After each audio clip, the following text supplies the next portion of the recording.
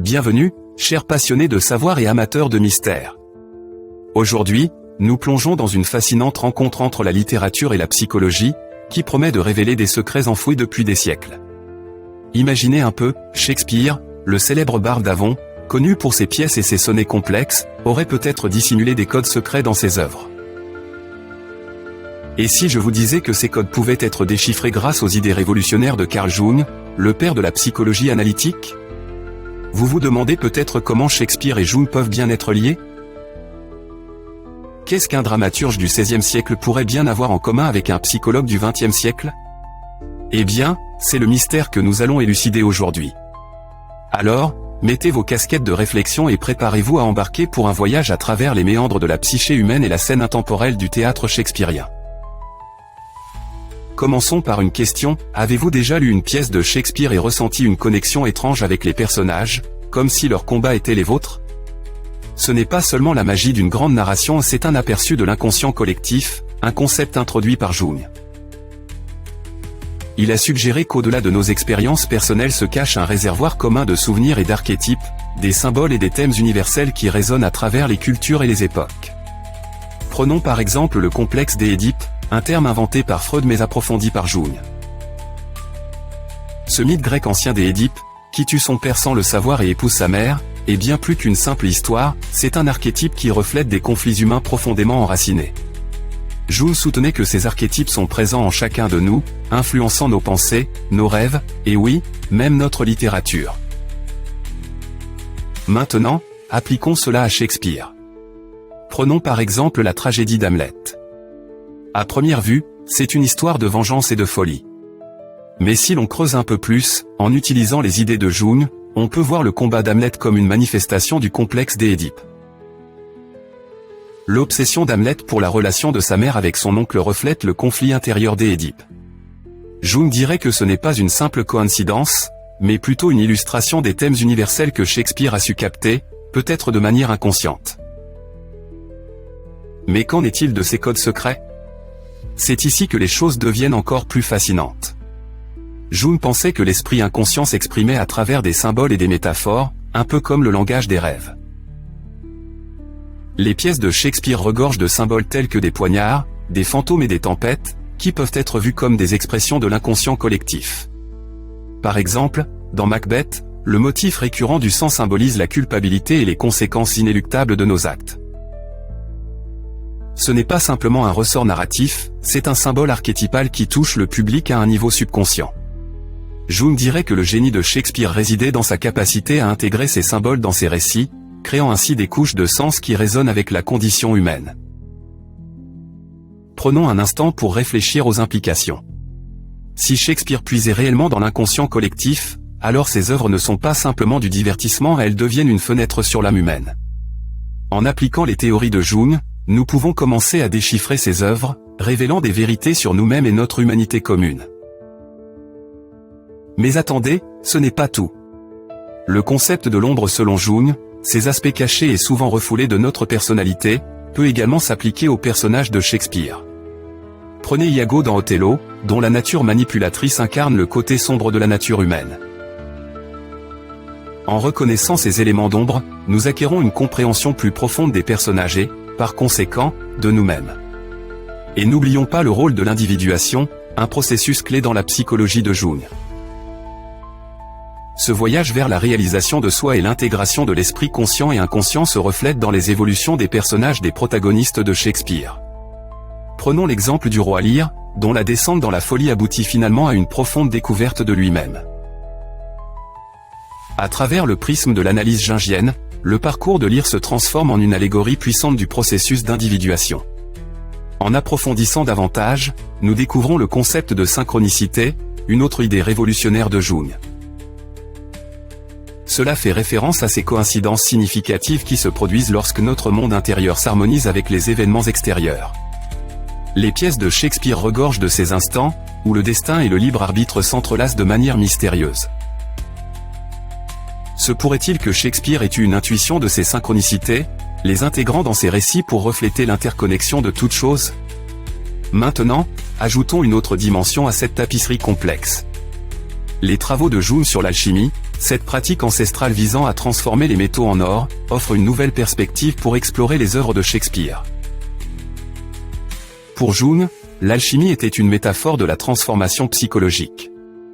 Dans des pièces comme La Tempête, on observe des personnages traversant des changements profonds, semblables au processus alchimique de purification et d'illumination. Imaginez Prospero, le magicien, tel un alchimiste orchestrant les événements sur son île pour transformer ceux qui l'entourent. Grâce aux perspectives de Jung, nous pouvons voir La Tempête non seulement comme une histoire de magie et de rédemption, mais aussi comme une allégorie du voyage alchimique vers la découverte de soi. Alors que nous approchons de la fin de notre exploration, prenons un moment pour réfléchir aux implications plus larges de cette analyse. En appliquant les théories de Jung à Shakespeare, nous ne faisons pas que mieux apprécier le génie du dramaturge, nous découvrons aussi de nouvelles façons de mieux nous comprendre nous-mêmes. Les œuvres de Shakespeare deviennent un miroir, reflétant les complexités de la psyché humaine et les luttes intemporelles que nous affrontons tous. Alors, la prochaine fois que vous ouvrez une pièce de Shakespeare, souvenez-vous que vous ne lisez pas simplement une histoire. Vous plongez dans une riche tapisserie de symboles et d'archétypes, un dialogue entre le conscient et l'inconscient. Avec Jung comme guide, nous pouvons continuer à percer les mystères de ses œuvres, découvrant de nouvelles perspectives et connexions au fil du chemin. Merci de m'avoir accompagné dans ce voyage à travers les univers de Shakespeare et de Jung. J'espère que vous avez trouvé cela aussi éclairant et stimulant que moi.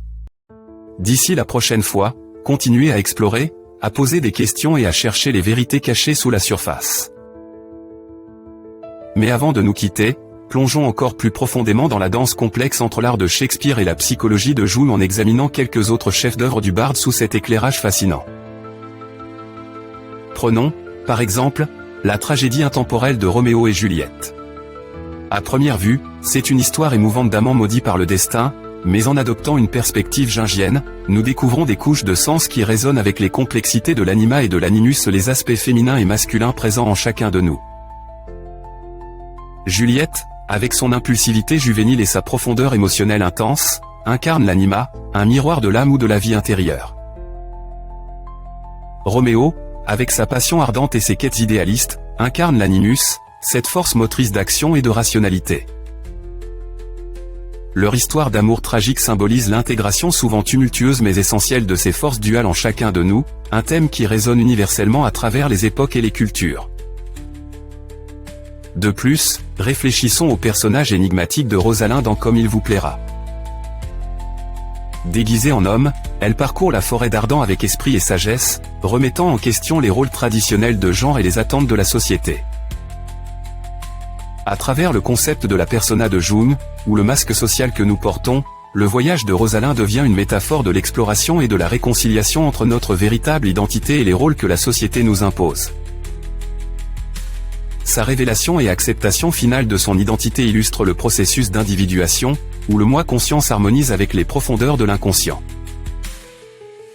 Et qu'en est-il des éléments mystiques qui imprègnent le songe d'une nuit d'été ?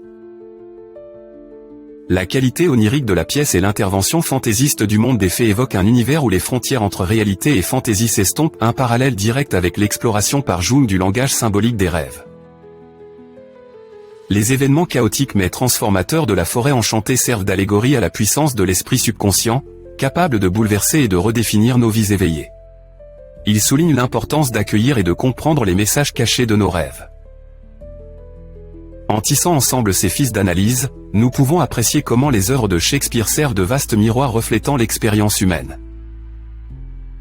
Les idées de Jung nous invitent à regarder au-delà des apparences, dévoilant les courants psychologiques profonds qui traversent ces récits.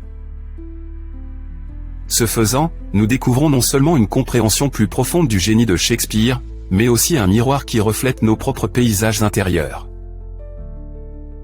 Pour conclure, réfléchissons à l'héritage durable de Shakespeare et de Jung. Leurs œuvres, l'une par l'éloquence du langage, l'autre par la profondeur de l'analyse psychologique, nous offrent des outils précieux pour traverser les complexités de nos propres vies.